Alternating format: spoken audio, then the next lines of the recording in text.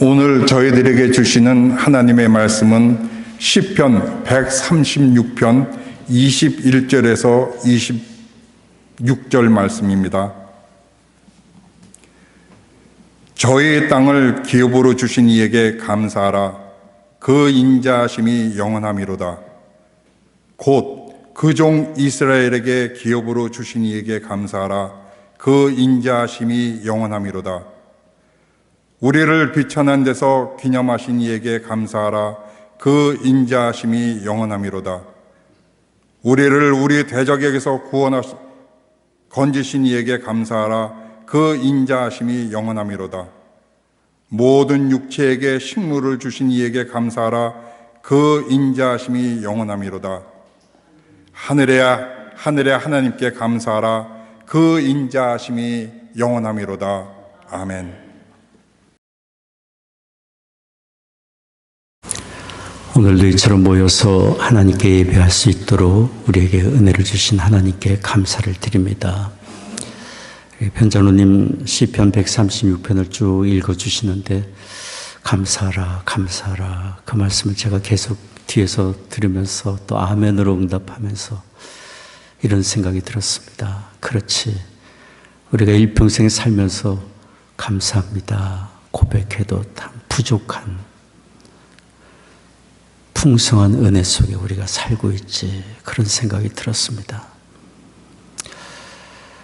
우리의 생각과 정서 그리고 우리의 마음에 항상 감사가 떠나지 않기를 원합니다. 동일한 환경 속에서도 우리가 무엇을 바라보는지에 따라서 불평과 원망과 두려움 속에 살 수도 있고 감사하는 마음으로 살 수도 있습니다. 삶을 주관하시는 하나님, 그 은혜 속에 우리가 있다는 것을 기억한다면 아무리 어두운 상황에서도 우리는 감사합니다 라고 고백하는 감사의 사람이 될 수 있으리라 믿습니다. 하나님은 우리가 감사의 사람이 되기를 원합니다. 그래서 성경은 구약이든 신약이든 많은 성경을 통해서 감사하라 라고 우리를 일깨우고 있습니다. 특별히 요즘 136편, 시편 136편을 읽으면서 거듭해서 우리에게 감사하라라고 우리를 일깨워주고 있는 음성을 듣습니다. 오늘은 특별히 마지막 절, 시편 136편 마지막 부분에서 우리가 하나님께 감사드릴 특별한 이유가 무엇인지 그 말씀을 듣게 됩니다.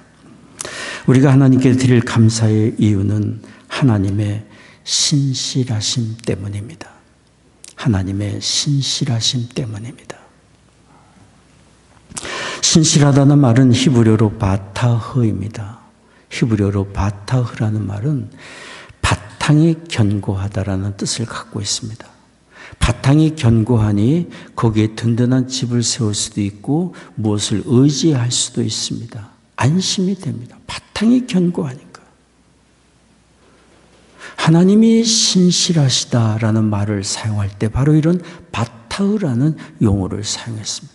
하나님은 말씀하신 것을 반드시 성취하시는 분이시고 능력이 부족하셔서 일을 못하시는 분이 아닌 전능하신 하나님이시고 우리를 향한 사랑의 돌보심에 실패함이 없으신 한결같으신 변치 않는 사랑을 베푸시는 하나님, 신실하신 하나님이심을 오늘 성경이 우리에게 증거해 주고 있습니다. 이것이 우리가 하나님을 기억하며 감사드릴 이유입니다. 우리의 약점과 허물에도 불구하고 하나님을 향한 믿음이 이랬다 저랬다 흔들려도 우리를 향하신 하나님의 마음과 관심과 사랑은 변함이 없습니다. 어느 부모가 자신의 요동치는 마음에 따라 자녀를 향한 부모의 마음이 달라지겠습니까? 한결같은 부모의 마음 아닙니까? 우리를 향하신 하나님 아버지의 마음이 그렇습니다. 아무리 허물투성이고 약점투성이고 그런 우리라 할지라도 변치 않는 사랑으로 우리를 아끼시고 돌보아 주신 신실하신 하나님, 오늘 시편 136편 16절 말씀입니다. 그 백성을 인도하여 광야로 통과케 하신 이에게 감사하라. 그 인자하심이 영원함이로다. 광야로 통과케 하셨다는 사건은 결코 간단한 일이 아닙니다. 40년 광야 여정 간단한 일이 아니었습니다. 더더군다나 하나님의 큰 은혜로 애굽 땅에서 구출받은 이스라엘 백성들의 마음은 요동쳤습니다. 큰 구원의 은혜를 받았음에도 불구하고 자그마한 어려움 앞에 하나님에게 불평하고 원망하고 의심했습니다. 나중에는 금송아지를 만들고 그것을 섬기는 사람들이 되기도 했어요. 그러나 하나님은 그들을 버리지 않으셨어요. 끝까지 그들과 동행하시고 광야길 40년을 인도해 주신 거예요. 앞서가시며 그들을 인도하셨어요. 성경은 분명히 말을 합니다. 출애굽기 40장 38절 말씀입니다. 낮에는 여호와의 구름이 성막에 있고 밤에는 불이 그 구름 가운데 있음을 이스라엘의 온 족속이 그 모든 행하는 길에서 친히 보았더라.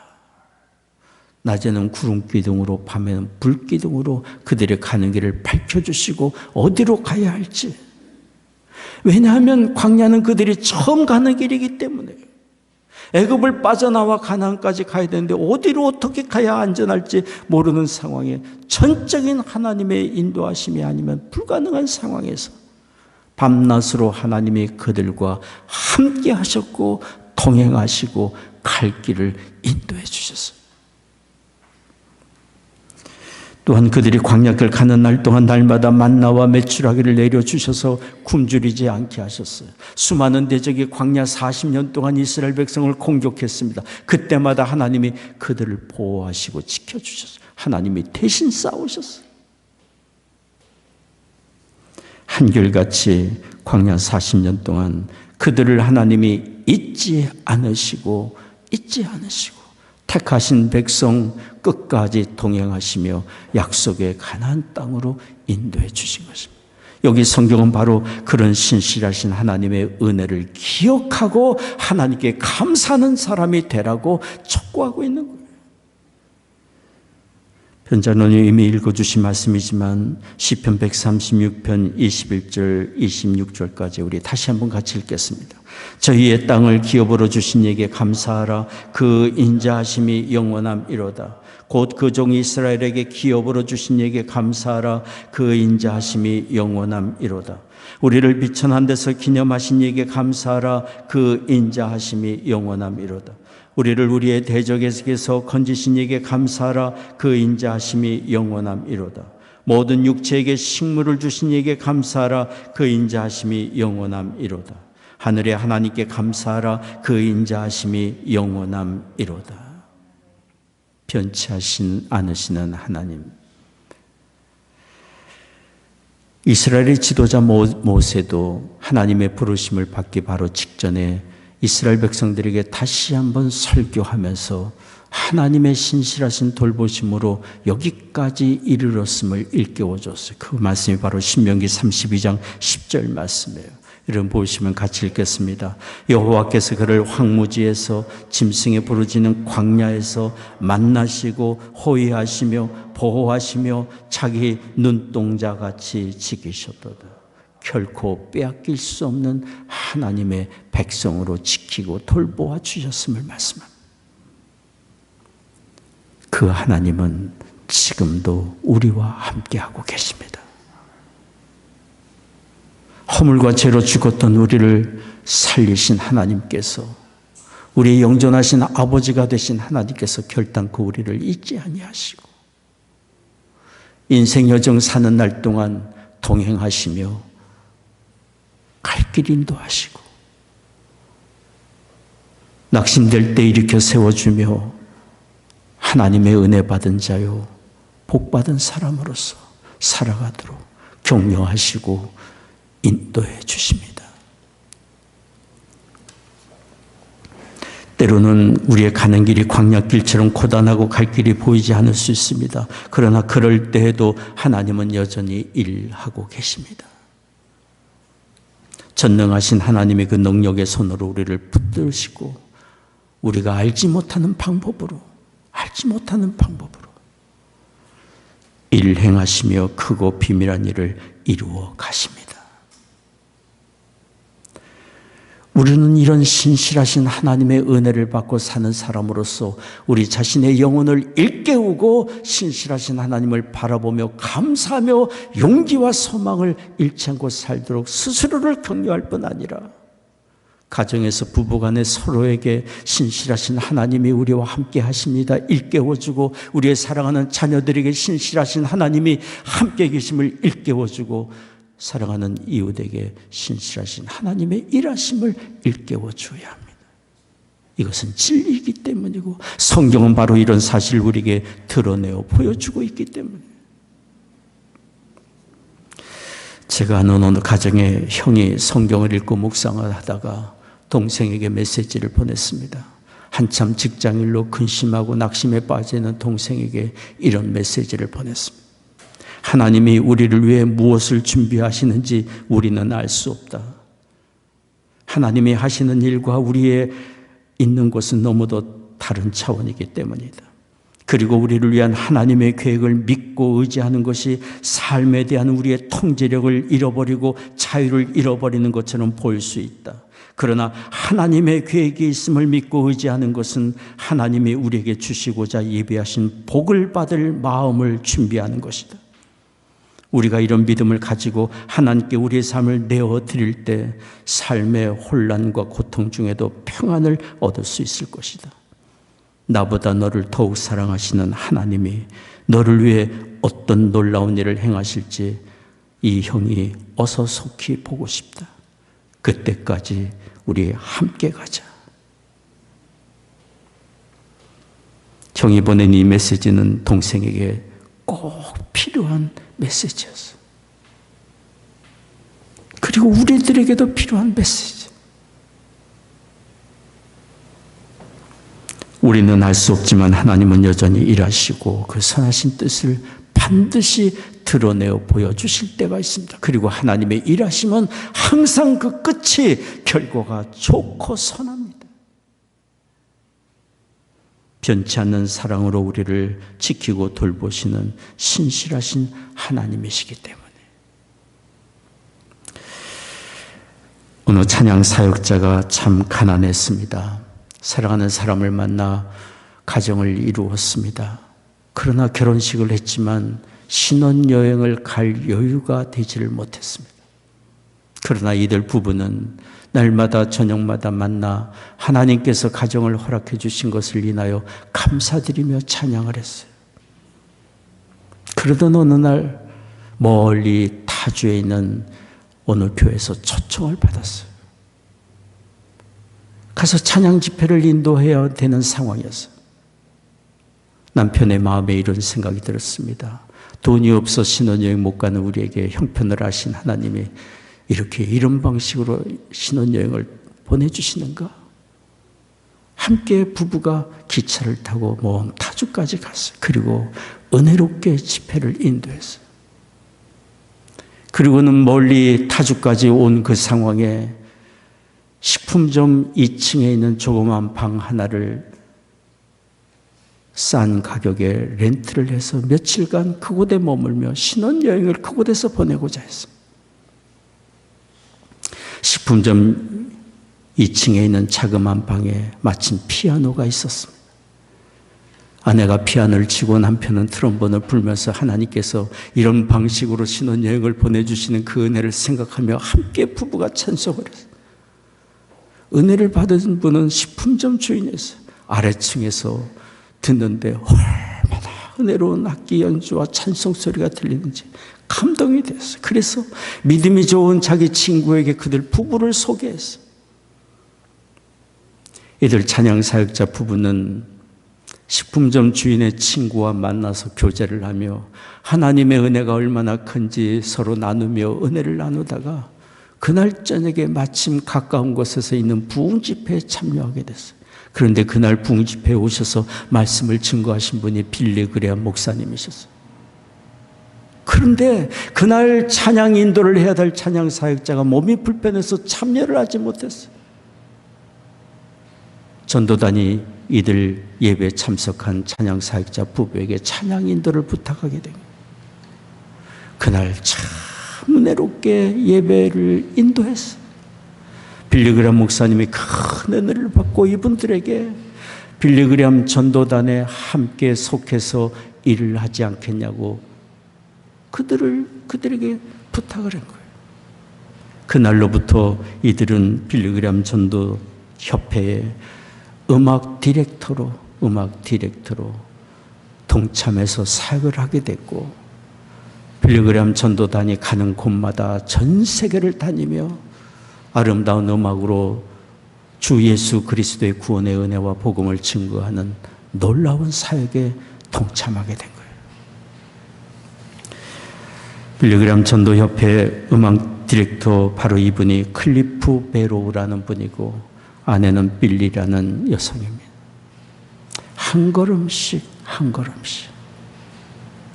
하나님의 인도하심을 받을 때마다 감사하는 이들에게 하나님께서는 더 나은 길로 이들을 인도하셔서 이처럼 많은 사람을 그리스도 앞으로 인도하는 존귀한 일에 쓰임받는 자리까지 인도해 주신 거예요.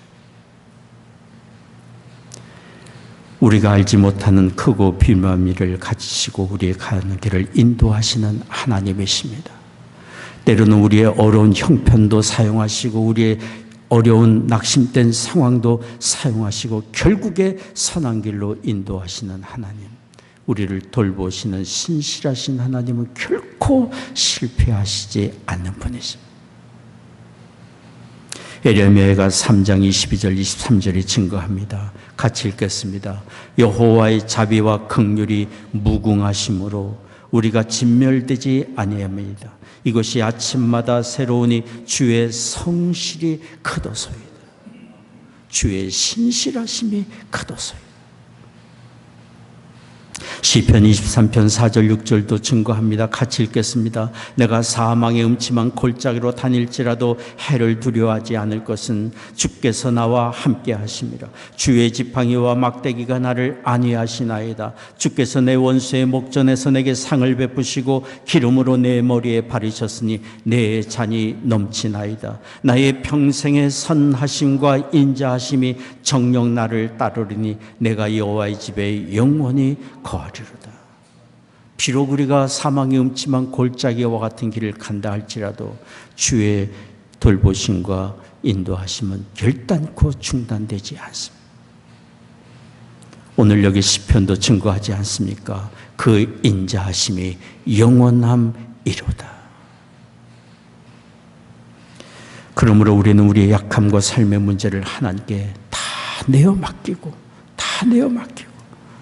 비록 응답이 더딜지라도 내가 구하는 대로 응답이 이루어지지 않고 오히려 기도하지만 더 상황은 악화된다 할지라도 하나님이 일하심을 믿고 결국에는 크고 비밀한 일을 보여주실 것을 기대하며 하나님을 높이고 찬송하며 감사하는 우리가 되어야 합니다.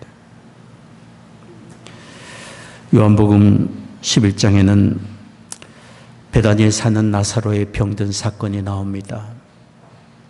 그의 누이들인 마르다와 마리아가 근심에 빠져 있고 이 가정을 사랑하는 사람들이 함께 모여 슬픔 가운데 있었습니다. 이 소식을 들은 예수님이 말씀하셨어요.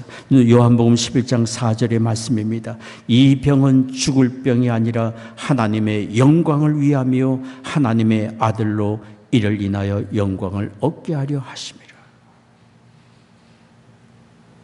예수님은 이렇게 말씀하시고 빨리 베다니 촌으로 달려가 나사로를 고쳐주셔야 할 텐데 그렇게 하지 않으셨어요. 이틀을 더 주님이 계시던 곳에 머무셨어요. 지체하셨어요.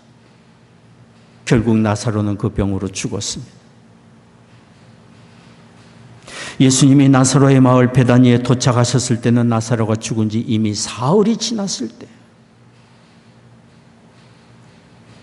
그의 죽음을 애도하기 위해 수많은 사람들이 그 마을에 모여 있었습니다. 그때 예수님이 나사로의 무덤을 향하여 큰 소리로 외치셨어요. 나사로야 나오라. 나사로야 나오라. 우리 주님의 말씀을 듣고 죽은 나사로가 살아서 무덤 밖으로 나오게 된 거예요. 성경은 기록합니다. 죽었던 나사로가 살아난 이 사건을 통하여 많은 사람들이 예수님이 과연 하나님의 아들 되심을 믿게 되었음을 증거합니다.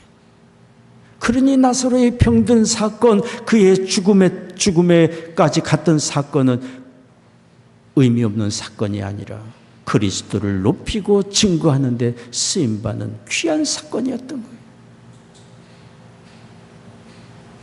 나사로야 나오라 하신 우리 주님의 말씀 한마디에 죽은 나사로가 살아난 것을 우리는 기억해야 합니다.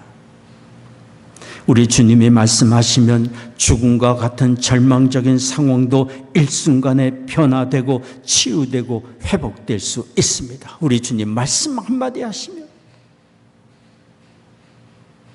그러므로 하나님의 일하심이 더딘 것 같고 하나님이 우리를 잊으신 것 같을 때에도 우리는 하나님의 일하심, 하나님의 신실하심을 믿고 의지하며 그 모든 상황을 인하여 오히려 감사하고 찬송할 수 있어야 합니다. 이것이 믿음으로 사는 사람의 삶의 자세 아니에요. 어둠 속에서 주께 주님을 높이고 감사하고 찬송할 때야말로 하나님이 영광을 받을 수 있는 때 아닙니까? 성경이 우리에게 말합니다. 빌립보서 4장 6절 7절 말씀입니다. 같이 읽겠습니다. 아무것도 염려하지 말고 오직 모든 일에 기도와 간구로 너희 구할 것을 감사함으로 하나님께 아뢰라. 그리하면 모든 지각에 뛰어난 하나님의 평강이 그리스도 예수 안에서 너희 마음과 생각을 지키시리라. 아멘. 아멘. 세상은 두려워하고 슬퍼하고 낙심에 빠지고 절망 속에 울부짖어도 그런 상황을 인하여 오히려 하나님의 일하심을 인정하고 감사할 수 있는 것, 우리 그리스도인 하나님을 아는 성도들이 할 수 있는 일이에요. 거룩한 언어이요 신앙의 언어이고 천성을 향해 가는 성도들, 최고의 복인 하나님의 나라가 약속받은 그런 성도들이 가질 수 있는 거룩한 언어예요. 모든 구할 것을 감사함으로 하나님께 아뢰을 때 세상이 주지 못하는 참된 평안을 주시고 위로를 주시고 용기와 소망을 주시며 새로운 삶의 길을 하나님이 보여주십니다. 그런데 우리가 이렇게 믿음으로 살려고 할 때 우리의 믿음을 흔들고 기도하지만 우리의 마음에 의심을 갖게 만들고 낙담케 하고 평안을 빼앗으려고 하는 어둠의 권세가 있음을 우리는 또한 기억해야 합니다. 교활한 마귀, 거짓말쟁이, 악한 사단 마귀가 우리의 마음에 평안을 빼앗고 기도에 힘을 잃게 만들고 기도하지만 의심케 만드는 그의 시험과 유혹이 항상 우리에게 있어요. 그러나 신실하신 하나님께서 우리를 지키시고 돌보시니 그래봐야 소용이 없습니다. 마귀가 아무리 우리를 흔들려고 하고 시험해 본들 소용이 없습니다. 신실하신 하나님이 우리를 지키고 돌보아 주시기 때문에. 아프리카 오지에서 선교한 어느 선교사님이 어느 날 사역을 마치고 오두막집 들어가려고 할 때 현관문에 커다란 비단뱀 한 마리가 웅크리고 앉아있는 것을 보았습니다. 차로 돌아가서 권총을 꺼내들고 정조진에서 비단뱀의 머리를 적중시켰습니다. 총에 맞았지만 이 비단뱀은 바로 죽지 않고 몸부림을 쳤어요. 선교사님의 온 집을 다 뒤범벅이 만들어놨어요. 사방을 다니면서 몸부림치며 뒤범벅이 만들어. 그러다가 죽었어요. 선교사님이 나중에 방 안으로 들어갔을 때 온 집안이 엉망진창이 된 그 상황을 보고 이런 생각이 들었어요. 꼭 마귀 같다. 마지막 남은 힘까지, 마지막 그의 생명이 있는 그날까지 분노를 표출하고 힘을 다해서 믿는 자들을 미혹하는 마귀와 같다는 그 생각이 들었어요. 그래요. 우리 주님 다시 오시는 그날까지 마귀는 믿는 자들을 미혹하는 일 결단코 중단하지 않을 거예요. 이미 갈보리 산상에서 예수님의 십자가의 볼로 패고 그는 실패했지만, 이미 그의 역할은 끝났지만 끝까지 한 사람이라도 더 지옥 자식 만들기 위하여 미혹을 그는 중단하지 않을 거예요. 그러나 우리는 두려워할 필요가 없어요. 두려워할 필요가 없어요. 이미 예수 그리스도의 십자가의 보혈이 우리에게 있고, 그리스도의 십자가의 은혜로 우리가 하나님의 거룩한 자녀가 되었고, 신실하신 하나님이 우리 인생의 정 다하는 날까지 항상 우리와 함께 하시며 지키고 돌보아 주시기 때문에. 요한복음 10장 27절 29절 말씀입니다. 같이 읽겠습니다. 내 양은 내 음성을 들으며 나는 저희를 알며 저희는 나를 따르느니라. 내가 저에게 영생을 주노니 영원히 멸망치 아니할 터이요 또 저희를 내 손에서 빼앗을 자가 없느니라. 저희를 주신 내 아버지는 만유보다 크심에 아무도 아버지 손에서 빼앗을 수 없느니라. 아멘. 요한일서 5장 18절도 증거합니다. 하나님께로서 나신 자가 저를 지키심에 악한 자가 저를 만지지도 못하느니라. 하나님께로서 나신 자가 누구입니까? 하나님의 아들 예수 그리스도요. 그가 다시 살아나셔서 지금도 살아계셔서 우리와 함께 하시고 우리를 지키심에 악한 자가 만지지도 못하느니라 말씀하고 있습니다. 두려움이 찾아올 때 그러므로 예수 그리스도의 이름을 부르십시오. 주 예수 그리스도의 이름 앞에 우리의 마음에 갈등이 떠나고 불안이 떠나고 두려움이 물러갈 것입니다. 어둠의 권세가 떠나가게 될 거예요.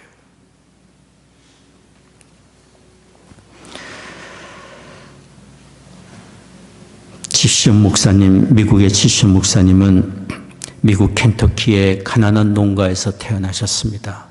제대로 공부할 수 있는 여건이 있지 못했습니다. 그러나 고학으로 공부하셔서 학교에서 학생을 가르치는 선생님이 되셨습니다. 나중에는 주 예수 그리스도의 복음을 듣고 자신의 삶을 복음 증거하는 일에 헌신했어요. 목회자가 되었어요. 그러나 몸이 약하셔서 오래 목회를 못하시고 목회를 나중에는 중단을 하셔야만 되는 상황이었어요. 그러나 지시온 목사님은 그 일로 원망하지 않았어요. 신실하신 하나님, 자신을 향하여 특별한 뜻과 계획을 갖고 계시는 하나님, 각 사람에게 주신 은사대로 일을 하신 하나님, 하나님의 인도하심과 뜻을 생각하며 글을 쓰기 시작했어요. 많은 찬송시, 하나님의 은혜와 사랑을 증거하는 찬송시를 썼는데요. 무려 1200여 편이나 찬송시를 썼어요. 우리가 가지고 있는 부르는 찬송가의 지시온 목사님이 지으신 찬송가가 여러 곡 수록되어 있고 전 세계 수많은 사람들이 그 찬송을 부르며 하나님의 구원의 은혜와 주 예수 그리스도의 구원의 은혜와 사랑을 깨닫고 찬송하고 있어요. 이런 지시온 목사님이 지으신 찬송가 중에 우리에게 너무도 잘 알려진 찬송가 447장 오신실하신 주, 그 찬송가가 있어요.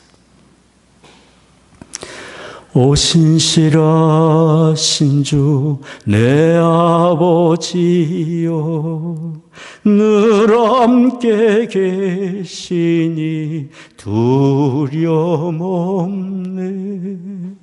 그 사랑 변찮고 날 지키시며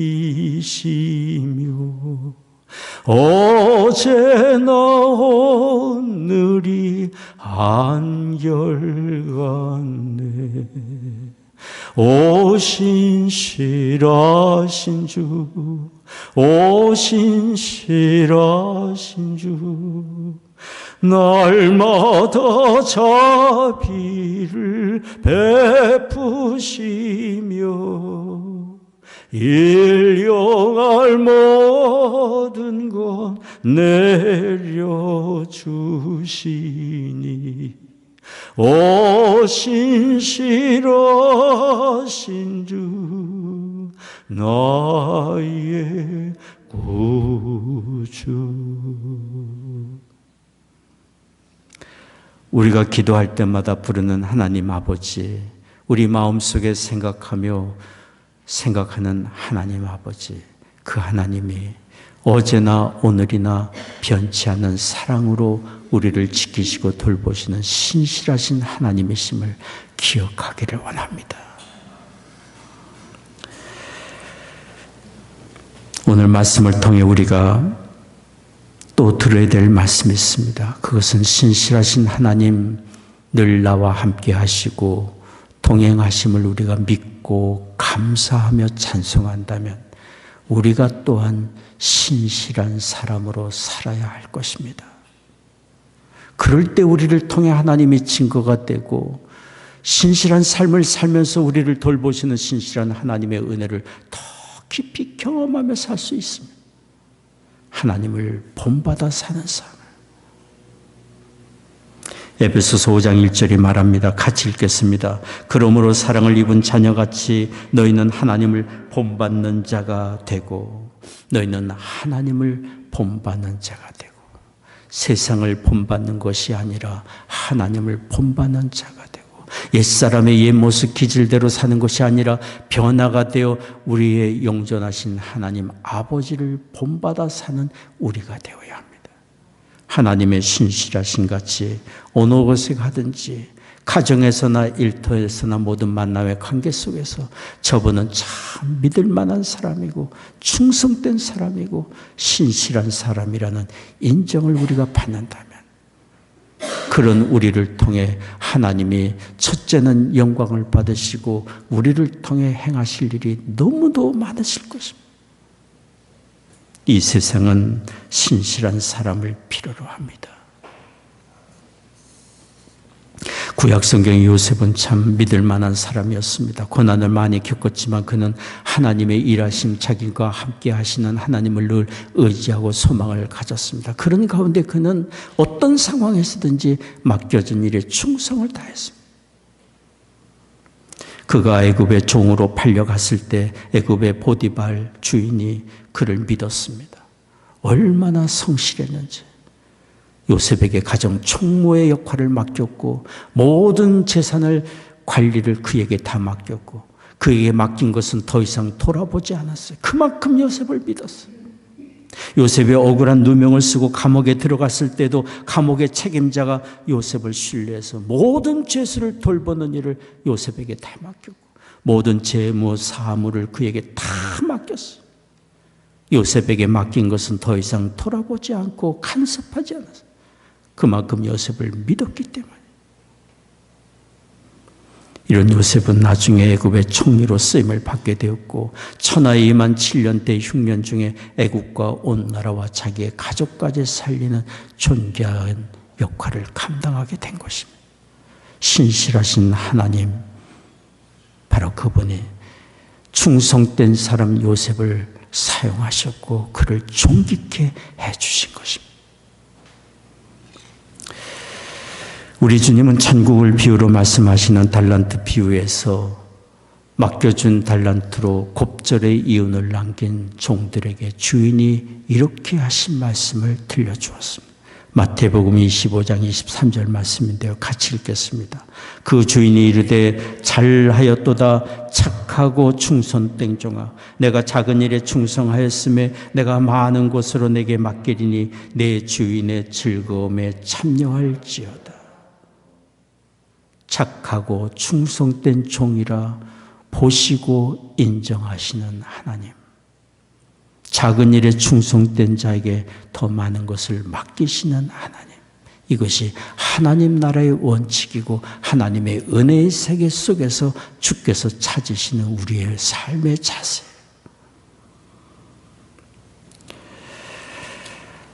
가정이나 일터나 삶의 현장에서 충성된 사람, 충성된 모습으로 사는 사람은 하나님이 이처럼 귀히 여기시고 그를 통해 선하고 아름다운 일들을 이루어 가십니다. 미국의 로버트슨 맥킬킨이란 분은 사우스 캐롤라이나에 있는 컬럼비아 신학대학교의 총장이셨습니다. 근데 로버트슨 맥킬킨이 한참 총장으로 일을 감당할 때 아내가 알츠하이머 병에 걸리게 되었습니다. 아내의 병세가 점점 심해졌습니다. 총장으로서 아침에 출근을 해서 일을 하고 퇴근을 해야 되는데 그것이 불가능했어요. 아내를 돌봐야 되기 때문에. 맥킬킨 총장은 총장직을 사임했습니다. 그러던 어느 날 한 사람이 맥킬킨 총장에게 이렇게 말했습니다. 당신은 대학 총장직 사임한 거 후회하지 않습니까? 많은 사람이 그 자리를 얻기를 원하는데 어떻게 그렇게 단번에 사임을 하십니까? 그러자 맥킬킨 총장이 말했습니다. 저는 절대로 후회하지 않습니다. 저는 아내를 위해 요리하고 집안 청소를 하고 아내와 함께 산책하고 아내 곁에 있어주는 것이 너무도 즐겁고 행복합니다라고 대답을 했어요. 그렇게 대답한 그날 맥킬킨 총장은 그날 밤 하나님께 기도하다가 이런 질문이 생겼어요. 하나님 아버지, 저는 총장직 사임한 것 조금도 후회하지 않습니다. 그런데 한 가지 질문이 있습니다.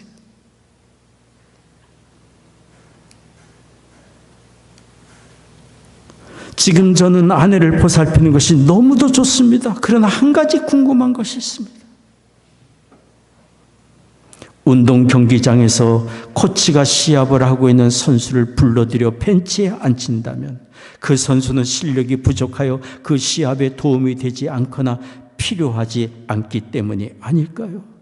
하나님, 저에게 응답하지 않으셔도 괜찮습니다. 제가 더 이상 일터에서 필요하지 않기 때문인가요?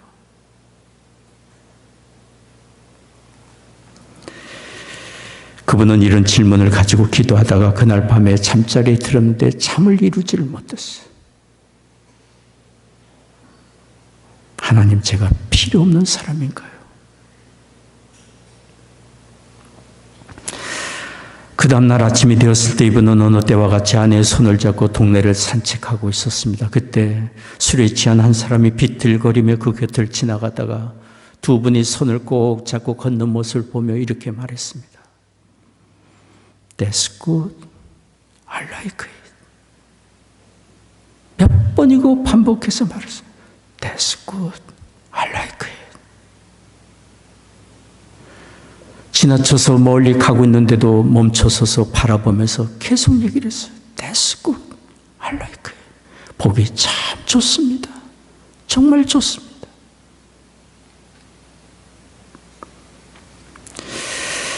맥킬킨은 산책을 마치고 집에 돌아오는데 계속해서 그 취객이 한 말이 생각이 났어요.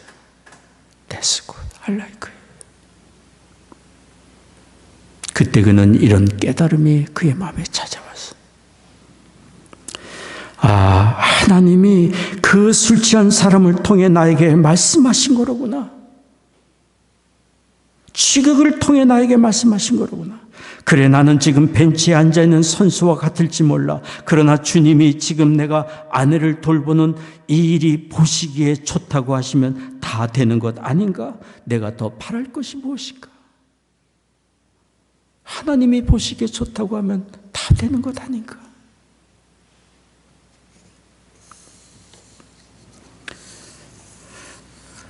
우리의 사는 삶의 여정에 하나님이 보시기에 That's good, I like it 말씀하신다면 우리가 더 무엇을 더 구하겠습니까? 그것으로 족하지 않습니까? 하나님의 뜻을 이루고 그분의 영광을 드러내며 산다면 무엇을 더 구할 수 있겠습니까?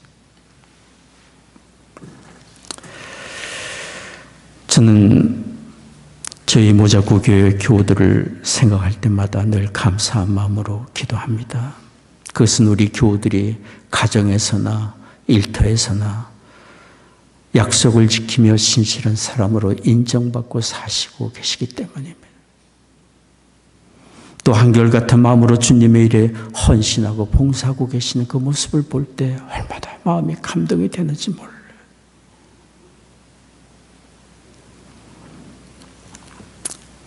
우리 주님이 우리 교우들을 바라보면서 말씀하실 거란 생각이 들어요. That's good. I like it.